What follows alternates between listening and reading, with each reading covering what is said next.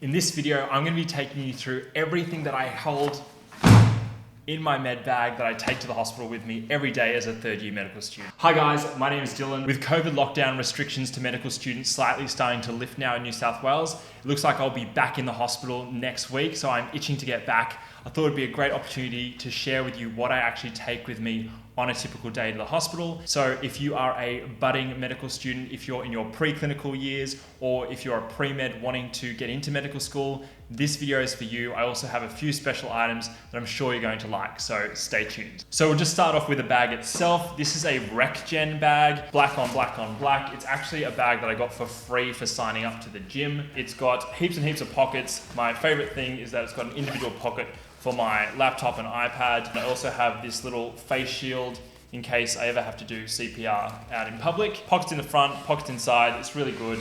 Able to just compartmentalize everything.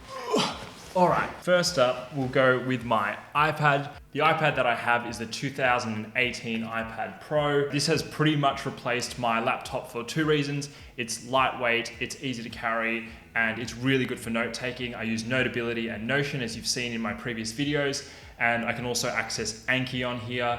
I also have all my messages and email and all that sort of thing on here, as well as, of course, Netflix when I want to chill. My favorite feature when I'm actually walking around on the wards and doing what's called ward rounds, where you follow a consultant around and you go and visit each patient.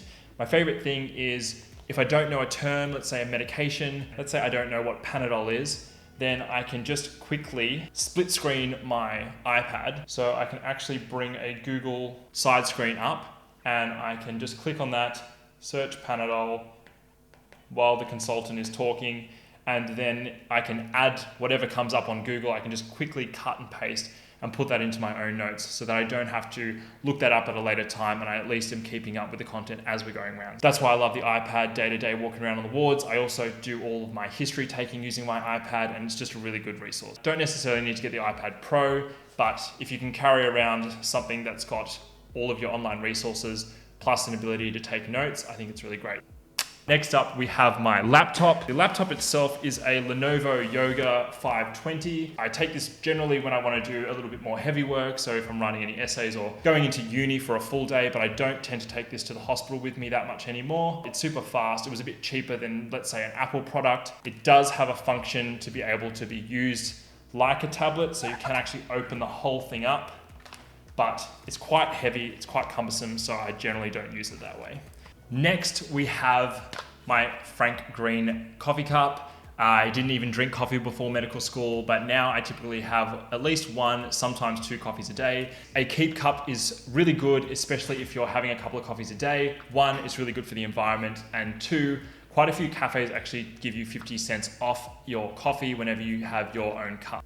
Next up, we have my water bottle. So this is just a water bottle flask. It's really useful. This pretty much stays at my hip all day, every day, even when I go to bed. So yeah, stay hydrated. I promise that this isn't all just fluid containing devices, but my final one is a protein shaker. If I'm really stretched for time in the hospital and I don't have any other option, then I can always have just a little bit of protein. So this is a Smart Shaker, which is evidence-based, proven to have smarter protein than any other. The good thing about this Smart Shaker is that you can actually just put the protein in the bottom of the cup. If you've ever had a protein shaker in your bag before, you will know what ends up happening by the end of the day. This always pops off and you end up having all of the powder through every single item that you have in your bag. So the next item is actually probably my favorite item. It is my Bose headphones.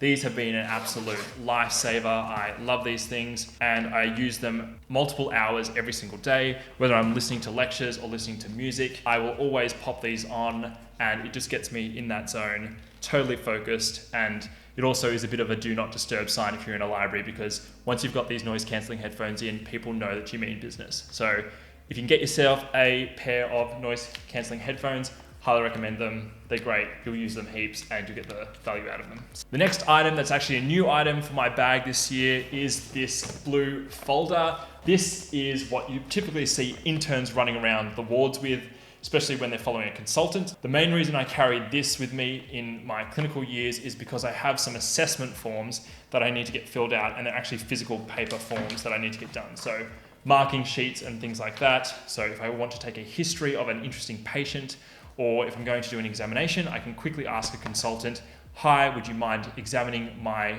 ability to examine, and then grading me, and I can take that and show the uni that I'm actually practicing the skills that I've been learning. Next up, we have everyone's favorite item, which is the stethoscope, and I wish I had a proper case for it, but I don't. So I just have this bag, and here's my stethoscope, again, in my favorite type of aesthetic color, black on black.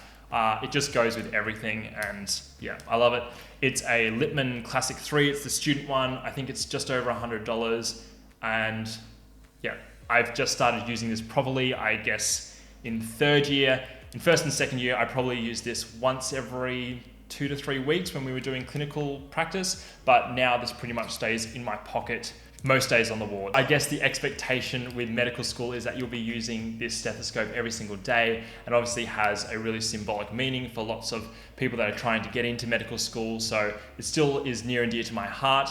This year has been the first year that I've really been using this almost every day, I would say, in the hospital, and it's the first stethoscope that I've heard an actual murmur in, learning about all sorts of different heart defects, and when you can actually hear it clinically using your own stethoscope, that's a pretty special moment. The next item that I have are all my identification, because I can't get anywhere on the wards around the hospital without it. So I have various numbers of IDs and a name badge.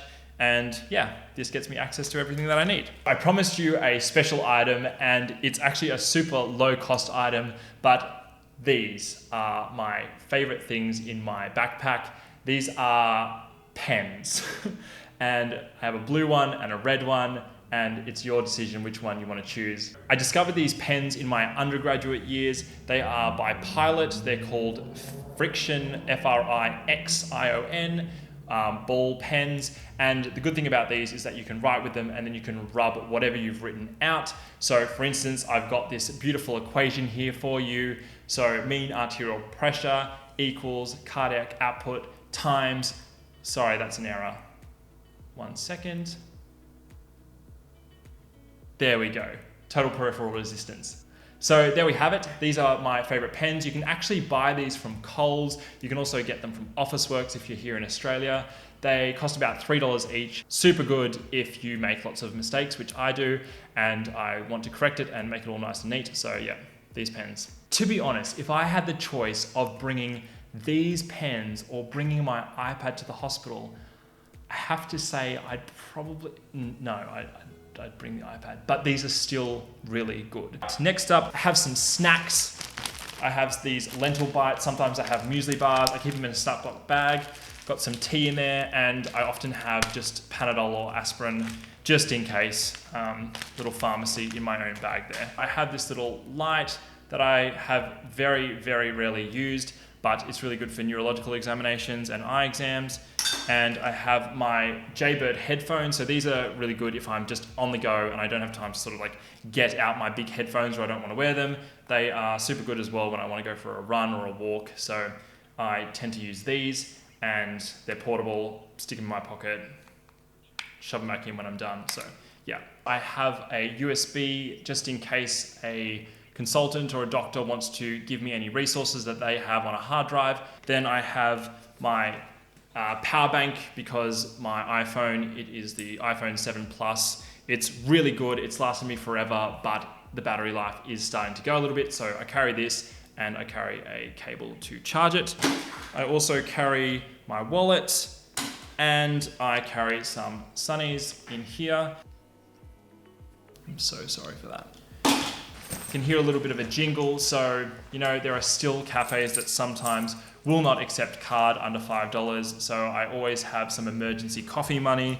And with the coffee, always, there is nothing worse than having bad breath. So I always carry some mints. There are a few other items that I haven't included in what's in my bag today. The first one is my camera, which I'm currently filming with, but I typically have that on a tripod just in case I want to get any quick snaps. And then I also have this thing, which I'm sure if you are in the States, you might be surprised by, but in Australia, we only really use white coats, or what we call here in Australia, we call them lab coats. We only ever use these actually for labs, which are like anatomy, physiology labs, and these are all usually done in your preclinical years. So I haven't actually used this lab coat since last year, and I probably won't wear it again. While I stuff all of this stuff back into my bag in preparation for going into the hospital next week, here are some videos that you can watch to keep you motivated and entertained, so be sure to check them out. I hope you're all staying safe, and I will see you in the next one. Peace.